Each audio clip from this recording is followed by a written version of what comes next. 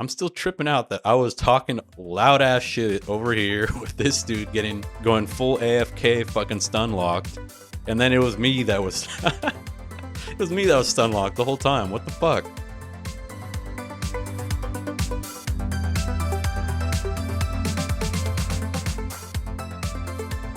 What the fuck is up, you beautiful bitches? We're in another mock draft. This time we're doing a 12-team PPR. Pretty standard settings. Seems like it is 2 RB, 2 wide receiver, 2 flex, and a tight end with 4 bench spots. So not very deep, 12 rounds. But here it is. I'm drafting from the 2 spot, and I have yet to draft from the 2 spot where I can take Chase. So I'm going to go ahead and try that. I actually have Chase as my number 1 wide receiver this season. I just think he has all the makings of a wide receiver 1. So does Justin Jefferson. Don't get me wrong. I just think Joe Burrow, Bengals versus Vikings, Kirk Cousins. That's all. That's really all it is. They both have equal competition, meaning Addison on the on the Vikings, and then he's got Chase has T Higgins. So anything could happen. Kupp can also be the wide receiver 1, obviously, if they show anywhere close to the same rapport that Stafford and Kupp had last season and the season before. So I think it's Chase, man. I just think he's so explosive. Like, I think I saw somebody else say this on Twitter or on like a YouTube video. They were like, Chase can do everything that Justin Jefferson can do, but Justin Jefferson can't do everything that Chase can do. I imagine what they meant by that was that Chase can like take those slant routes to the fucking heezy, right? And that's not really something that we see in Justin Jefferson be able to do. And Chase can do a lot of the things maybe he can't win at the apex the way Jefferson can. But he can, right? Just maybe not as well. So I don't know. I like that. I like that take. I think it's a good take. So we see Christian McCaffrey go off the board at 3, Kupp 4, Eckler 5. This is your standard draft. This is what you're going to see in most drafts, especially a full point PPR. I don't think I would take anyone. Let me rephrase. I don't think I would take a running back in the first round in a full point PPR league. Personally, I don't think I would do it. CMC has his concerns with Mitchell behind him, who was very productive. Eckler has his concerns as a aging running back, even though he's on a good offense. They have those contract issues. Are they going to work him into the ground the way they have been? Maybe not. Maybe they start to spell him more. It would be a wide receiver or Kelsey, in my opinion. That's just the way I like to construct my teams. Yeah. Which means there's probably going to be some value for people, right? Like all the people that are not going to be taking those running backs, like you might see a guy like CMC and Eckler drop to like, the 7th pick in like a normal home league. That could be big time money for a lot of people. Yeah, anytime there's like a run, I saw somebody else say that like if you see like 5 of the same position get taken, pivot on that sixth pick, which makes sense, right? Like all the value is now gone. So draft a different position where there's still some value. I don't know how tried and true that is, but it makes a little sense. So we see Bortolonza is doing the exact opposite of what I said. He's taken 2 running backs, Saquon Barkley and Nick Chubb. This is a real draft, by the way. It's mostly real people, no NPCs here, except for Nick 18, who's auto drafting.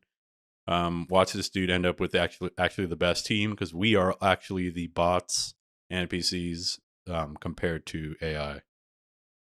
I like that team, dude. Average DB, Diggs and St. Brown, that's strong. AJ Brown and Devontae Adams, also strong. That's like the ideal, man. And especially in a PPR league, you want to get those later picks because you get 2 value picks, back to back almost. Like, imagine if Lando, instead of Bijan, he took AJ Brown. Then he's sitting with AJ Brown and Garrett Wilson. Dude, pour the fucking Gatorade already. So Nick, the AI who is superior to the human race, has taken Kelsey and Patrick Mahomes. So the AI just fucking God mode stacked on us. We're fucked. If AI is already able to draft like this, I'll fucking never win a fantasy league. I haven't actually won a fantasy league since like 2018, man. Fattest drop spot. I have like four second place finishes in my main league in the last like no, 3 second place finishes in the last like 5 or 6 years. Fucking brutal. All right. Elijah looks like he'll be auto drafting as well. Cup followed by a God Waddle pick right here. Let's see if the AI fucking sidesteps Josh Jacobs. What's going to happen? Did the draft break? Looks like the draft broke.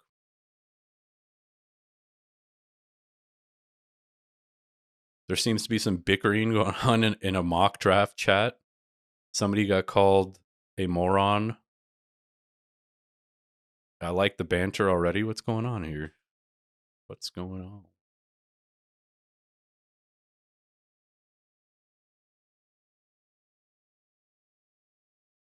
This is fucking content, dude. This is content. Am I gonna cut this? Am I gonna have to? Am I gonna have to pop open Adobe Premiere Pro and edit this part out? Nope. Oh, what? What? What just happened? What just happened? You all saw that, right? I just got fucking.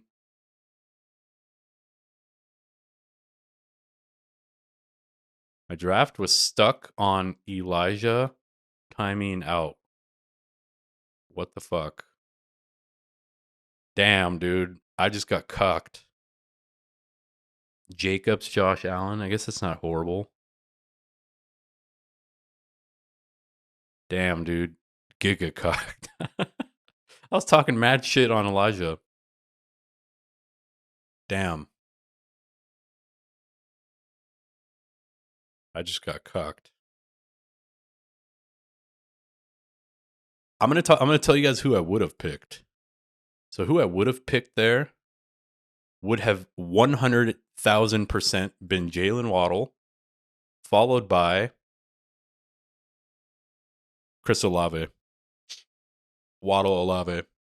Think about that. Imagine going up against Chase, Waddle, and Olave in a PPR league. Maybe not even Olave, to be honest. Maybe even Devontae Smith. It's just, I need to make a video about these guys, like these 4 guys right here, from Waddle, Smith, Olave, and Higgins. Those 4 dudes, they are all, potentially all, the wide receiver 2 on their team. But because they are so good individually, we rank them high, right? But I am just a firm believer in fantasy football to draft the guys who are the alphas on their team. It's that simple. There was a couple dudes commented on my last mock draft video where they're like, damn, you would take Metcalf over T. Higgins and Cooper? I was like, fuck yeah, dude. I didn't say fuck yeah, dude, but I was like, yeah. Because I think Metcalf is the 1A on Seattle. And Geno Smith seems to have proven to us that he ain't right back, though. So T. Higgins is the number 2, and I have Chase as the wide receiver 1 this season. I need to find this stat, but I saw a stat that the wide receiver 1 in fantasy, the best that any other receiver can do on the same team is like wide receiver 9, something like that. Don't fact check me on that. I need to look into that. But basically, the takeaway of that is if there's a wide receiver 1 on a team, like the wide receiver 1 in fantasy, it's very unlikely that one of his teammates can produce in like the top 10. It might even be worse than top 9. It might even be like top 15 or some shit like that. I forget who exactly said that, but to me, that's a little concerning, right? Like, I think that's an issue. Like, I don't think anyone, and the reason I would take Metcalf for those guys, because I think Chase can be the number 1, which means that caps Higgins' ceiling. I think Deshaun Watson is just bad, personally. Like, he looked bad coming back last season, post-massage, post-molestation, and he looked even worse before pre-molestation. I think the last memory I have of Deshaun Watson was him getting absolutely like dicked on by the Colts in the playoffs. I don't know if you guys remember that game. He threw like 3 picks. The Colts defense that year was like super strong. Their O-line was super strong that year. They completely dicked on him. He looked bad. Like it wasn't just because of scheme or because of personnel. He literally was just like throwing ducks into the middle of the field straight into like Darius Leonard's hands. It was just crazy. So I don't know. I have no faith in Cooper. Give me DK, who's younger. He's like in that prime time age range for like a top, a top 5 finish. I just think he has the highest chance of like a top 5 finish. All right, we're now at my pick. I should have done a little due diligence leaning into my pick, but because it is a PPR league, I'll probably go with another wide receiver here. Out of these guys that are left on the board, I think I like Judy the most or Drake London. I'm going to take Judy because I haven't yet in any draft, but I just think Judy should probably be the target leader for the I was about to say Seahawks for Denver. And if Russ does get better, if Sean Payton does right the ship there, I think that's just that's like I said, an alpha number 1 wide receiver for a strong offensive team, right? At least we think they'll be strong, right? Who knows? But Drake London is another potential option. He should be like the alpha target leader for Atlanta. I just think Atlanta's a slightly less will be a slightly less productive offense. That's the only thing. Yeah, like this dude right here in the chat was like, they got Drake London hella high, like Atlanta throws the ball. Exactly. Like, what if they did? If Atlanta did throw the ball a lot and they're a high passing team, then I'll be taking Drake London even earlier, if I'm honest. So it's back to my pick. I have 6 seconds left. Holy shit. I'm gonna go with Christian Watson. Damn. End of the shot clock. Yeah, so Christian Watson, I think the reason I would take him above Drake London, as I just mentioned, is simply because of like speculation, right? I'm a fucking crypto moon boy. Give me the dude who's like got massive like moon potential. That's the dude that I want. Drake London, he's going to be on a like run first offense. The Packers, we have no idea. We have no idea what that chemistry is going to look like. I know everybody's been gassing up Romeo Dubs, including his own training staff and including like beat writers, but I don't think Watson's even been at practice. I think he's been dealing with some like off-season surgeries and injuries and stuff. Let's look at that. I don't know. Sleepers News thing is ass anyway. But yeah, so Watson just represents a dude where it's like there's a little bit of unknown. All these other guys in this range, DJ Moore, Terry McLaurin. Like Terry McLaurin, I'll give a quick comment on each guy. Terry McLaurin fighting with Jahan Dotson, who I think is equally skilled as him and should be more involved as an offensive piece. And they have a bad quarterback. Easy. Chris Godwin, probably the best, most skilled wide receiver of this bunch that I'm naming, but they don't have a quarterback. They're going to have Baker Mayfield. And, Mike Evans is still there, who I think is like the 1A and he's the 1B, or, flip that. Doesn't really matter.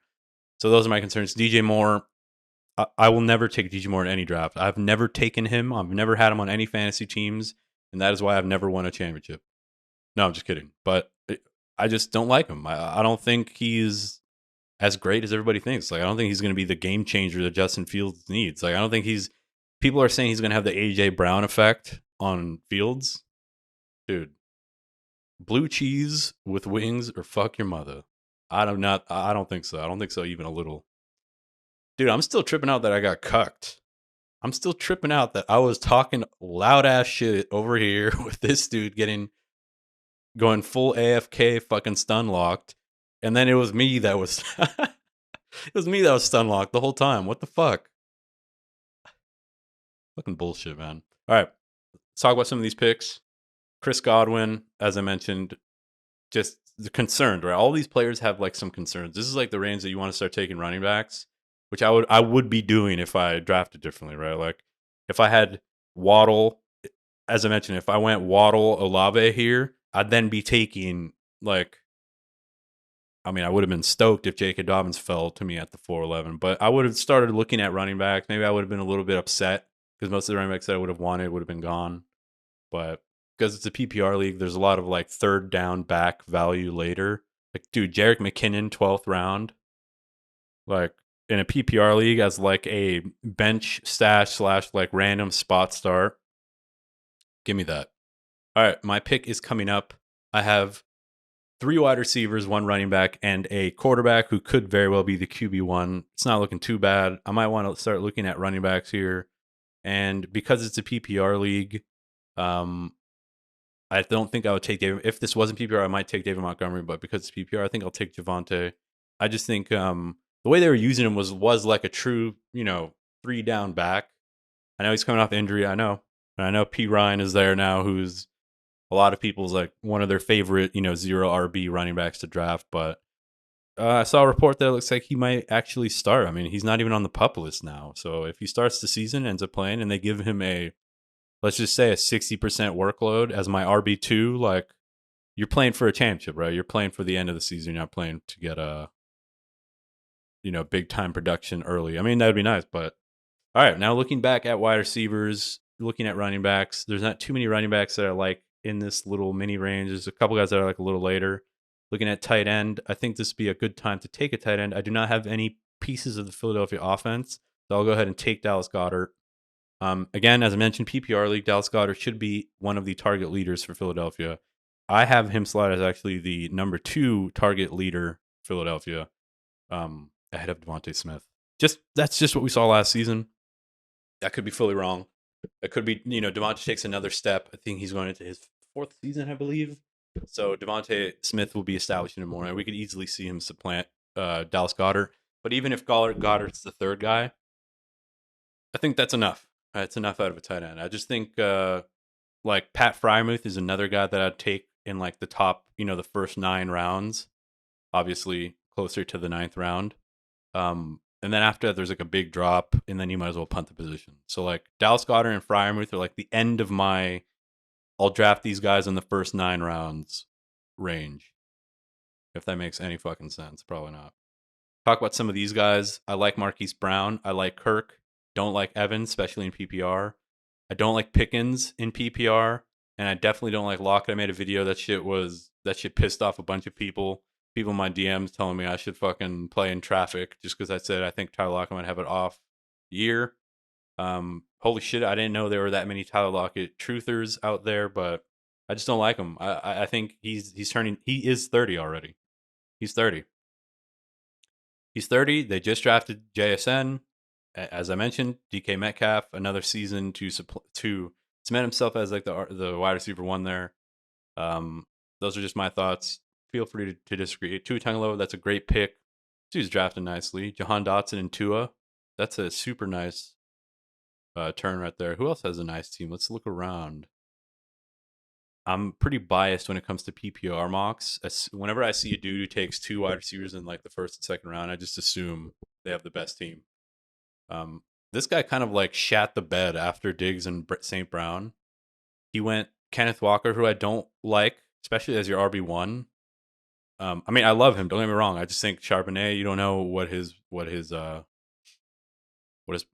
involvement's going to be, right? Yeah, he shat the bed. Cooper, Burrow, Pacheco, Williams, and Tony. Those are all not PPR picks. You might be able to say the same thing for some of my picks, and you definitely can. But I think Judy and Watson should be okay. All right. My pick is approaching again. This is where I start to just do the carousel of RB wide receiver, based on the value, based on which guys are still remaining in certain tiers that I have for myself.